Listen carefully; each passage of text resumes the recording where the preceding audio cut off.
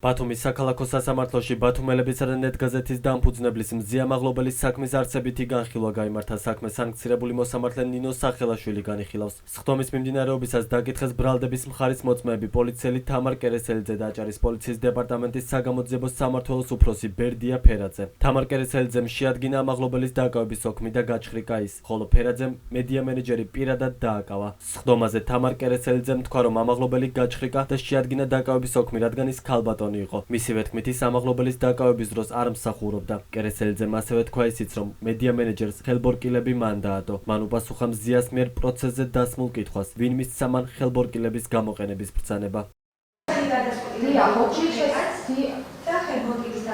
ხელბორკილის დადება მევრილია, იმიტომ რომ ოქს თვითონ ვარგენ პირი უნდა გადავიყვანო იზოლატორში და ხელბორკილით მას უნდა დაედოს.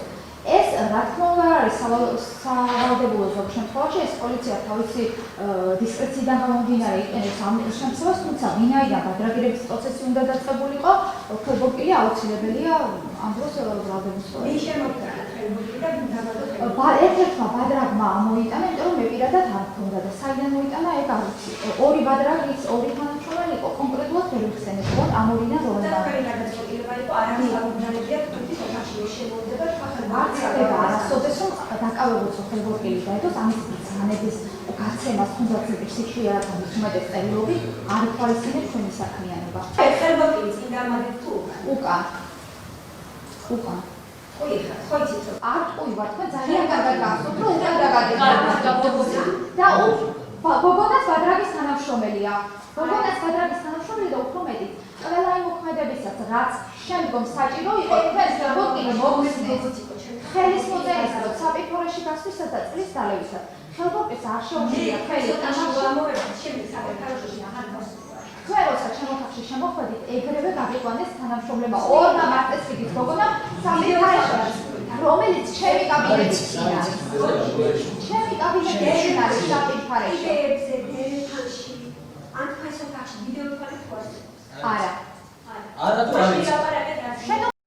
სხდომის მიმდინარეობისას დაიკითხა ბერდია ფერაძეც. მას კითხვები პროკურორმა, ამაღლობელის ადვოკატმა და თავად მედია მენეჯერმა დაუსვეს. მზია ამაღლობელმა პოლიციას კითხა, იყო თუ არა ის განყოფილებაში იმ დროს, როცა მას ირაკლი დგებუაძე სიტყვიერ შეურაცხყოფას აყენებდა და უზღუდავდა საპირფარეშოს გამოყენებას. პასუხად ფერაძემ თქვა, რომ ის იმ ოთახის მეზობლად იყო, სადაც მზია იყო მოთავსებული, თუმცა ხმაური დაგინება არ გაუგია.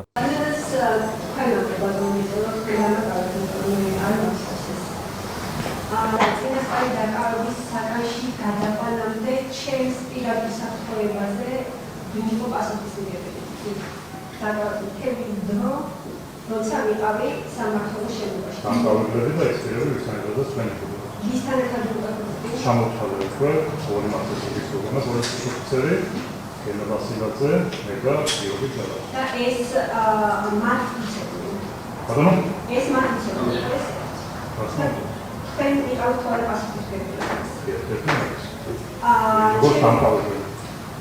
ჩემი დაკავების შემდეგ ეგრეთ წოდებული გაზარებები რატომ უშვებით ჩემს უშვებით ხარ ჩემს ოთახში, სადაც მიხავდა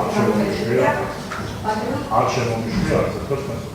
კარები დაგეკილი იყო თუ ვია იყო? კარები იყო დახურულ მდგომარეობაში და რესპონდენტი ყველა ესე იყო. ანუ თქვენ არ გინახავთ ეგრეთ წოდებული გაზარებები ჩემთან შემოსული გინე. გაზარებული მეგობრები გინელი ჩვენთან ამჟამად და არც უნახავს. შესაძლებელია ეს ყოფილიყო მაშინ როცა თქვენ არ იყავით იმ ოთახში? იმ ოთახში თუ არ ვიყავი, კარგველი ოთახში მოვიდათ ერთ მხარე შესაბამისად განახავდი რო შემოსული. და თქვენ ხმაური გესმოდათ სადაც ვერ ვიყავი, ანუ როცა მარინებდა ბახტებდა ასეთი ადამიანის საოსტაკი აუ. წყალანია თუ არა აუ კრძალა რო არ მოწესებული შემოწესებული და საფრთხეებში გასვლის საშუალებას ხარბატონა მოაქვს. ჩემს გამომძებნა პირადად მოგაწოდა წყალი და გეგმაც. რამდენი ხნის შემდეგ შეგიძლია მითხრათ და პირველ საფუძვლებს რამდენი ხნის შემდეგ? პირველ საფუძვლებს როცა მოითხოვეთ და მესამე საფუძვლებს როცა აღიქვამთ. ყველგან უნდა წყლის დალევის საშუალება და საფრთხეებში გასვლა. საფრთხეებში შრომის გამოყენას.